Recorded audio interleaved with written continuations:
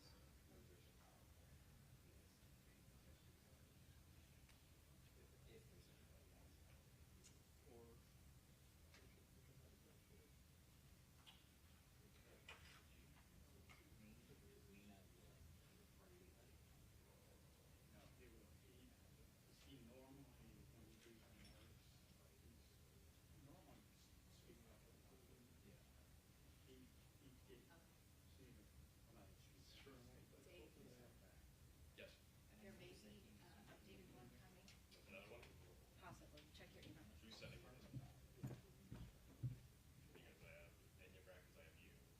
That's it, yeah. Yeah, that's it so far, yeah. No, but I was told there was some others. No, I don't. I'll walk over there next. I saw that. I couldn't stop laughing. I'm like, that has to be. It was a vibe. Yeah.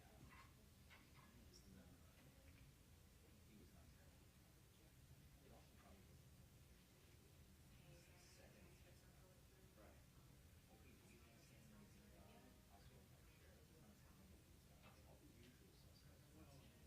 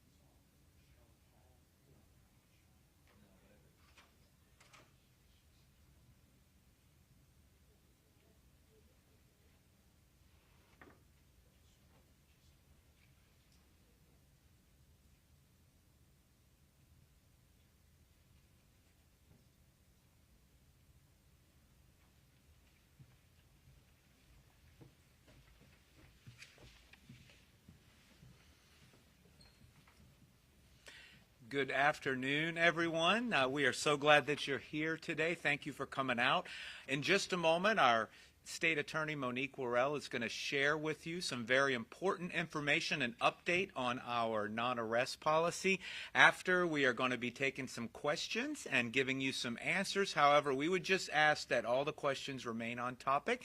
So I'd like to, without further ado, introduce our State Attorney, Monique Worrell.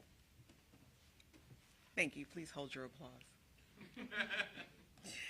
Good afternoon, everyone.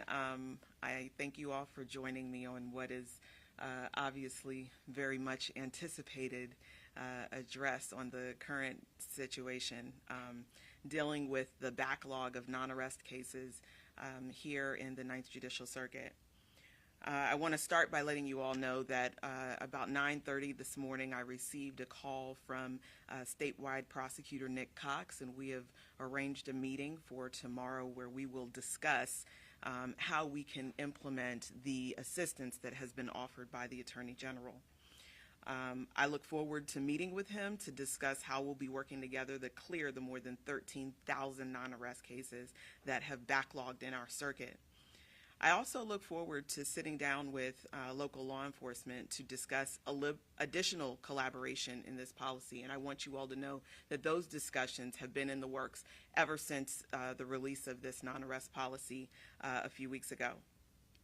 As I said before, collaboration is critical to ensure the public safety of our community and to removing violent offenders from the streets. Public safety should always take precedence above politics.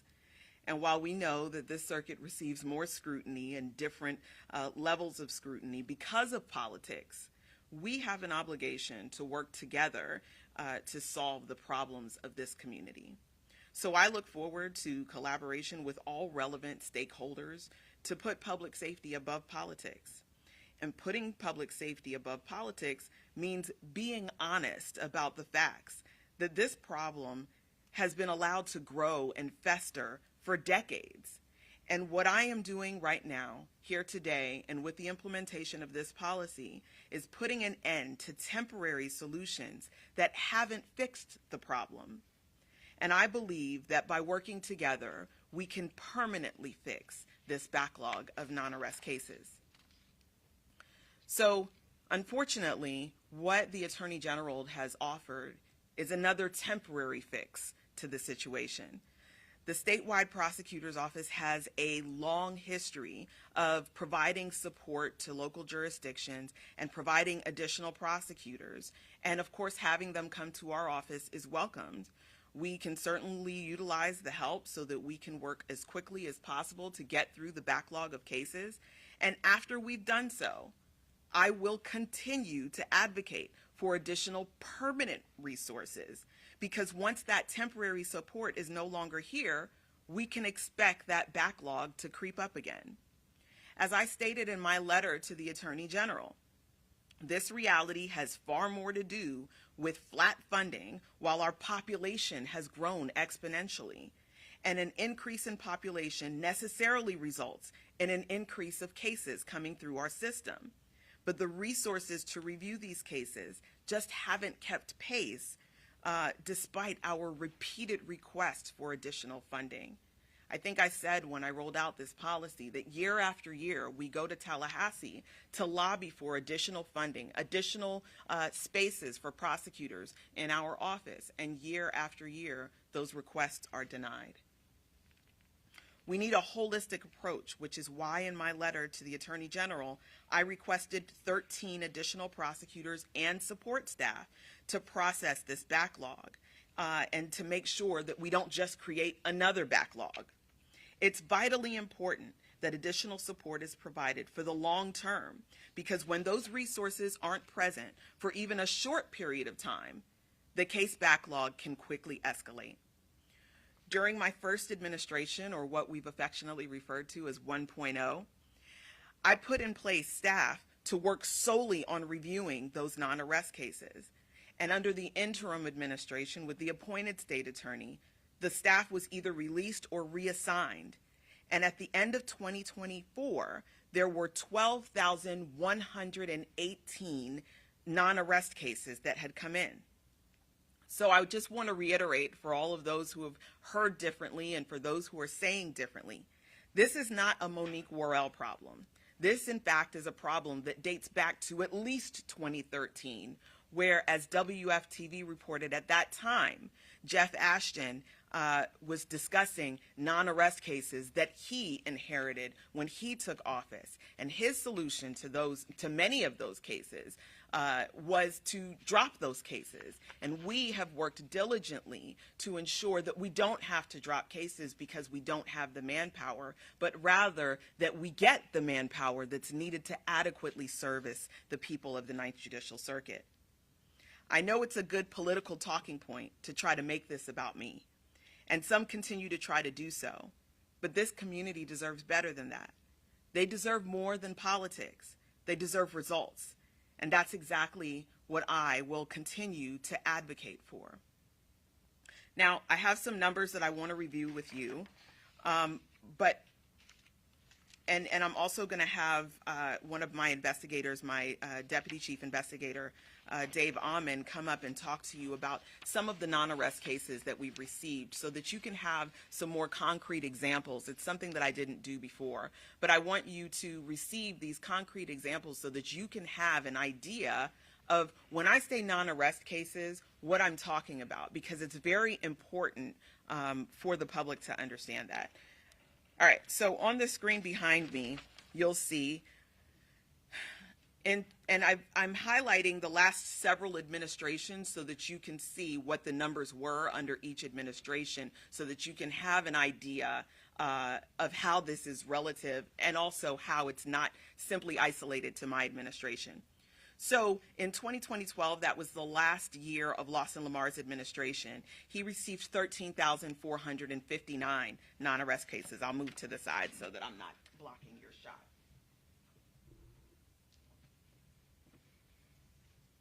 All right, and in 2016, under the last year of Jeff Ashton's administration, there were 13,110 non-arrest cases.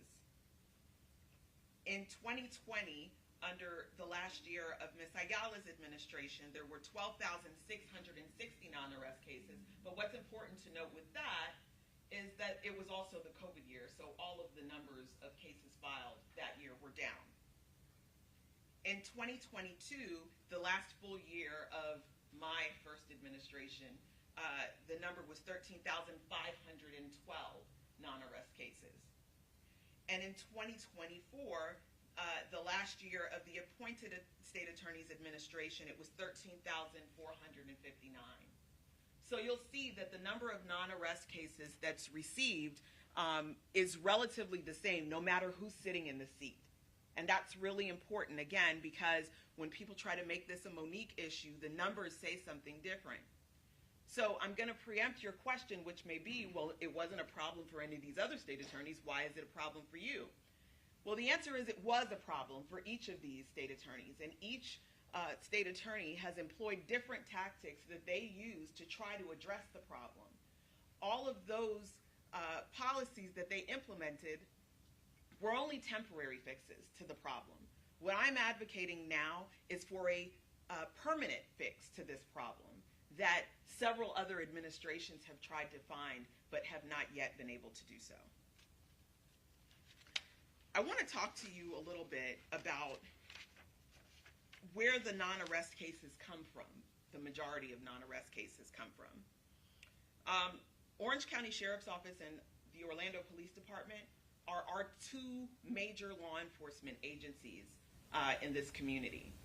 And in 2023, from Orlando Police Department, we received 1,475 non-arrest cases, in comparison to the Orange County Sheriff's Office, from which we received 4,915 non-arrest cases. In 2024, the number from Orlando Police Department was 1,712, in comparison to the 5,789 received from the Orange County Sheriff's Office. In 2025, and we're just in April, we received 488 from Orlando Police Department and 1,614 from the Sheriff's Office. So as you can see, the majority of non-arrest cases that we receive come from the Orange County Sheriff's Office. And I'll tell you that that is about policy. So if you look at the Orange County Sheriff's Office policies with when to send cases to the state attorney's office, you will see that in that policy, under number 4, file charges with the state attorney's office, specifically in C, it says that if the incident involves a non-view misdemeanor and the charge is not a warrantless exception, the deputy shall means you must, file the case with the state attorney's office, not arrest or try to obtain an arrest warrant. So in the Orange County Sheriff's Policy Manual, they direct their deputies to file cases instead of seeking an arrest warrant or making an arrest. So this in and of itself can account for why you see that there's a dramatic difference between the number of cases that we receive for the Sheriff's Office as opposed to the number of cases that we receive from the Orlando Police Department. Now, similarly, if we look over at the policy that comes out of the Orlando arrest here today is that the judges are not signing for misdemeanor warrants. Well, Orlando's Police Department has put that in their policy. It says that the Orange County judges will not sign a misdemeanor-only arrest warrant unless there is evidence that the defendant is unlikely to appear for a summons. If submitting a misdemeanor-only warrant, officers shall fully document in the warrant affidavit all evidence demonstrating a defendant is unlikely to appear on a summons. The evidence may include all efforts to locate the defendant, facts showing the defendant's a flight risk, a record of failing to appear for court, and any transient or unknown resident status. Here, the Orlando Police Department has outlined in their policy what you need to do in order to get a valid arrest warrant. And this is why we're seeing a lower number from the Orlando Police Department than we're seeing from the Orange County Sheriff's Office. There's policies and procedures that have to be followed, and these policies come from the law.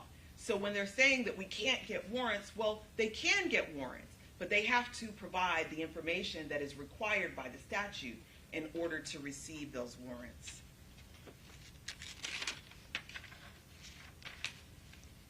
Since the start of our policy on April 1st, of the 225 cases that we received from the Orange County Sheriff's Office, of the 255 total non-arrest cases that we received, we returned 225 of those to the Orange County Sheriff's Office for non-compliance with the policy. Out of the 225 non-arrest cases returned for non-compliance, 85 of those cases were domestic violence cases. Now, I want to take a moment to talk about the importance of domestic violence as it relates to this whole non-arrest conversation. When a victim reaches out to law enforcement because they've been involved in a domestic violence situation, this is a cry for help. They are reaching out to law enforcement because they have been harmed in some way, and they are asking for help. When that case is sent over to the state attorney's office to sit on a shelf with 13,000 other cases, that's not giving them help. And you can say, well, why don't you do something about it? Why do you not let it sit on a case with 13,000 other cases? And I'm telling you, the reason we don't do that is because we don't have the resources. We want to help the victims and survivors in our community to get the help that they deserve. That when they call on law enforcement to get help when they are a victim of domestic violence, that their abuser will either be arrested or that a warrant will be put out for their arrest, and that they won't let their case languish on a shelf with thousands of other cases with an already underfunded and overburdened state attorney's office, that we will get them the immediate help that they need to keep them safe. To that end, I want you to know that, the next slide, In 2021, we received 3,226 domestic violence non-arrest misdemeanors. And of those, we filed on 308. The reason is because by the time we're able to process through that cases, you have people who aren't around anymore. You have evidence in a case that's been diminished. And we can't bring justice to those victims who have reached out to our office for help. That number could increase exponentially if arrests were made on the scene, if the proper evidence was gathered at the time. And our domestic violence unit has met repeatedly with law enforcement in an attempt to partner to build the best and strongest domestic violence cases from their inception, telling them what's the evidence that they need to gather so that we can successfully prosecute this case. My chief of domestic violence has done trainings with law enforcement and is continuing to do training specifically this year with the theme of strangulation and how law enforcement can recognize strangulation, domestic battery when they go to a scene so that we can help save victims. So we take this very seriously, and anything that you're hearing that tells you otherwise is just simply false. In 2021, we filed on 9% of these domestic violence cases, and I want you to know that that's coming from 2010, where only 3.6% of those cases were filed on. So again, if someone's telling you that this is a Monique Worrell issue, the numbers don't lie. People lie. Numbers do not. So we are filing on more than 3 times more cases than previous administrations have filed on. But yet still, this number from 3,226, where we only were able to file on 308, is not good for our community. That's not keeping our community safe. So I'm going to have Dave come up. He's going to talk to you a little bit from a law enforcement perspective. It's important for you to know that I have law enforcement officers right here in this building. But I don't have 2,000 like the agencies have. I have 13. And those 13 law enforcement officers help us with serving subpoenas so that we can get our witnesses to come to court and testify so that we can make our best efforts to bring justice to the victims of the 9th Judicial Circuit. But he's going to talk to you because he's been diving into some of the non-arrest cases that we receive and why it's so important that we work collaboratively with law enforcement to reduce the number of cases that we have to lay eyes on when they really can make determinations on their own. So Dave, would you come up and talk to that? Good afternoon again. As you see, I'm going to kind of change my hat. I'm the de facto PIO here, and we're hoping to get a full-time person on board. But I'm also one of the investigators here. As State Attorney Worrell said, we have 13 sworn police officer investigators here, 2 of which are standing on this stage, and we're tasked with covering our entire circuit, which is Orange and Osceola County. So what we had done when we discovered this backlog, we tried to step in, and under both administrations recently, we've assigned 1 full-time investigator to take a look into those 13,000 cases. Now, you may ask what type of cases. I've had that question from you folks are in the 13,000. Well, if I had a crystal ball, I could look into them. But what I can tell you today is some of the cases that we have seen. Our office takes domestic violence very seriously. Although it is a misdemeanor, we can see that we cannot tolerate violence, and many times domestic violence can lead to more serious cases, such as homicide. We see that recently.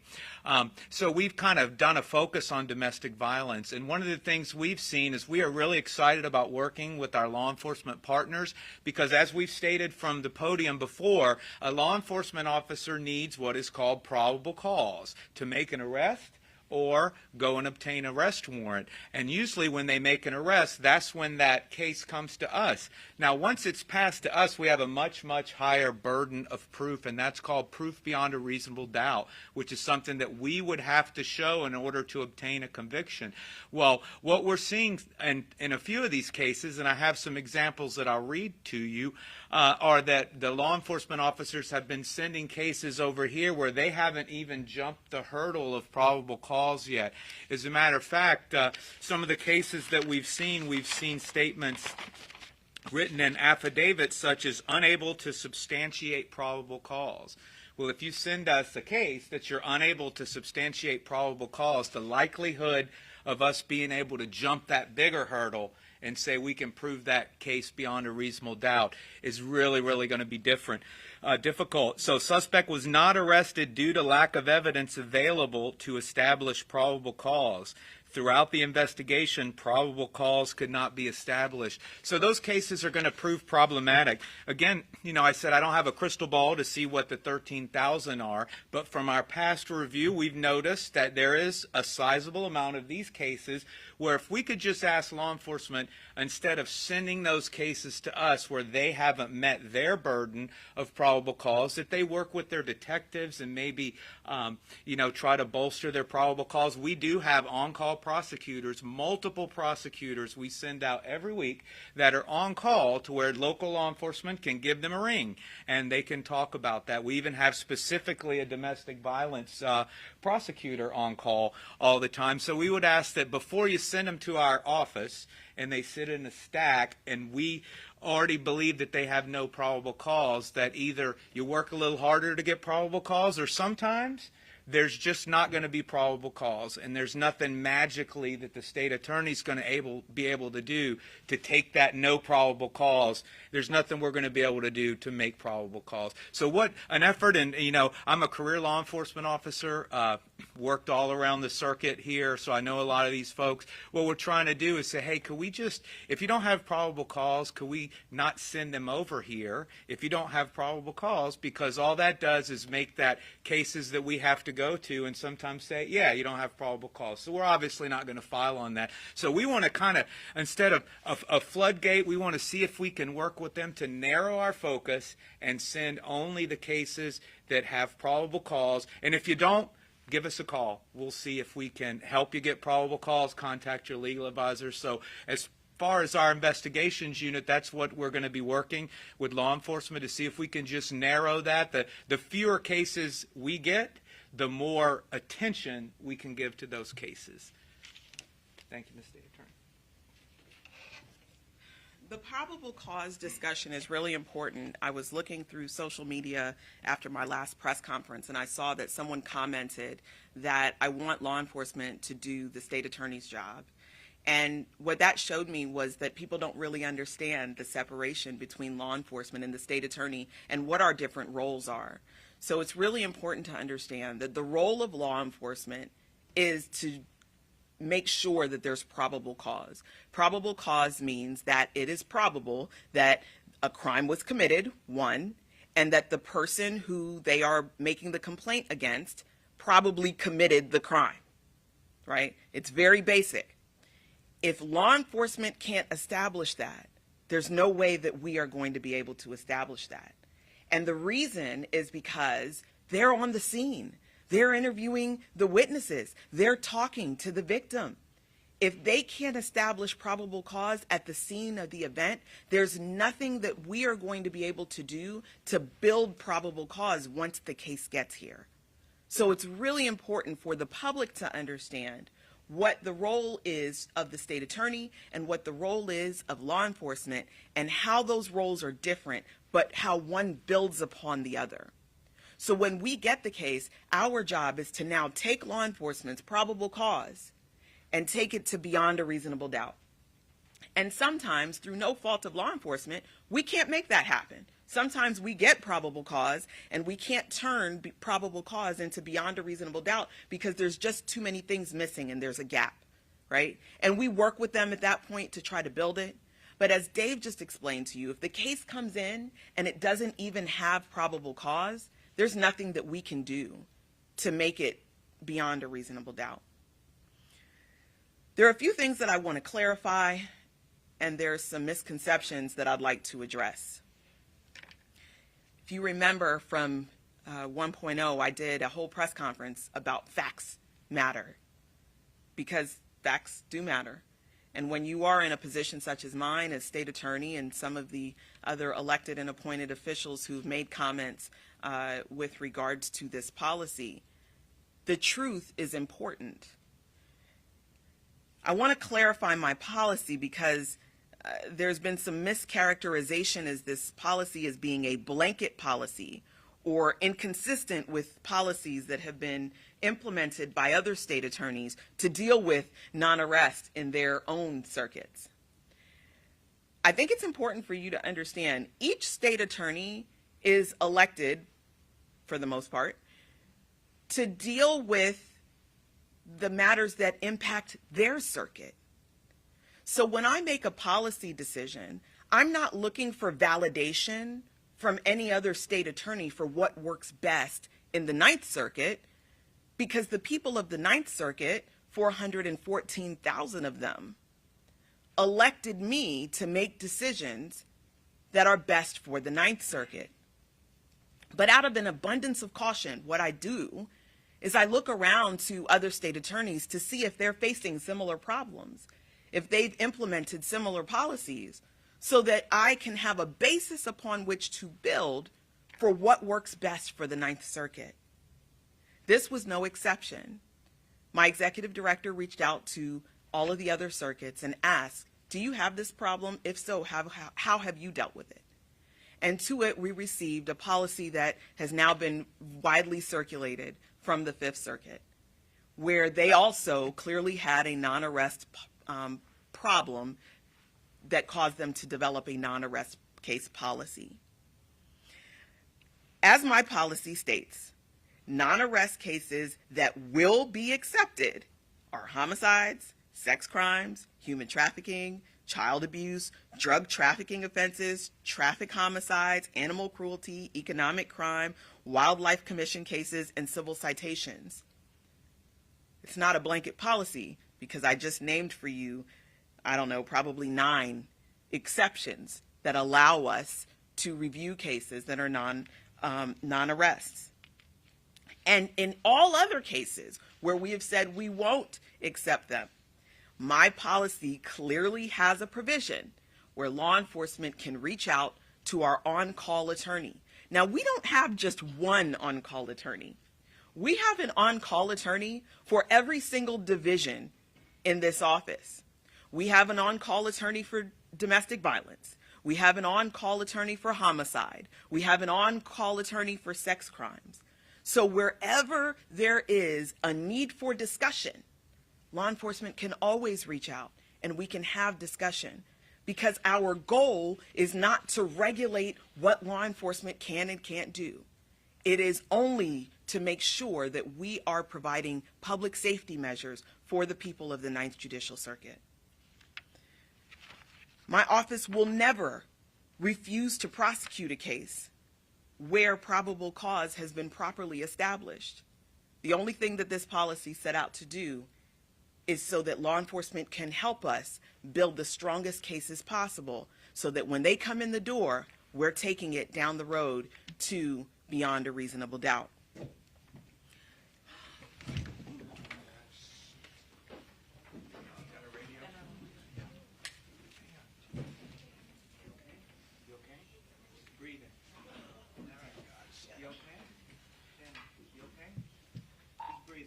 Can you get her purse and get the sugar cones? Can I have one of you respond before state attorney's office? One female unconscious breathing. Okay, so we gotta make sure she's breathing. 10-9. We'll get her airway. Age, approximate age. 40. About 40. Just make sure her airways. Get her pulse. Yeah, she's breathing. She's got Temple, where's the building located? Let's get her going. 5th floor, training room. You okay? Can you hear me, Shannon? Can you hear me? Can you hear me? Okay. We're gonna get someone to come help, right? Do you have any medication you need, or? It's Dave. Can, say again? Glucose? Go ahead, glucose tablets, let them know. Okay. We'll get them for you, okay? Just keep breathing, okay? Is anybody going to need some Can you hear me? Do you know who this is? You don't need to say you're sorry, okay? We need